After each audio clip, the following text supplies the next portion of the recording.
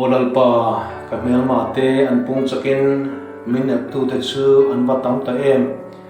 Pathian in a chhan hau lawang min ti tu an vatam em lalpa nang chu kumkho in ka pho inia ka lui hi choi sang thina min ti ro pui tu chu ini rol chua lalpa kan au chuan atlang thiang hi matangin min lo chang thin ka han muwa ka mu hi la ka han har lea lalpa chuan min lo chak reng thina ni min musit tu te tam hle ma se ka hlau hlek lawang olalpa thola o ka Pathian min chan him te ka mel ma te piang hi ben sak langin bisuak sual te ha chu ti pal sak nge ang che olalpa imi te hi chandamin malsom che o ka felna Pathian ka kau che chuan min chang che mang an hunin mit thoveng la bi khongai la ka dil na hi lo ngai tha che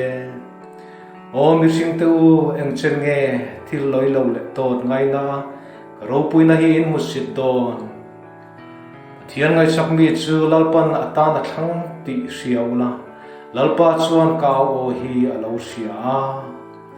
thinrim maula thil sual chu ti su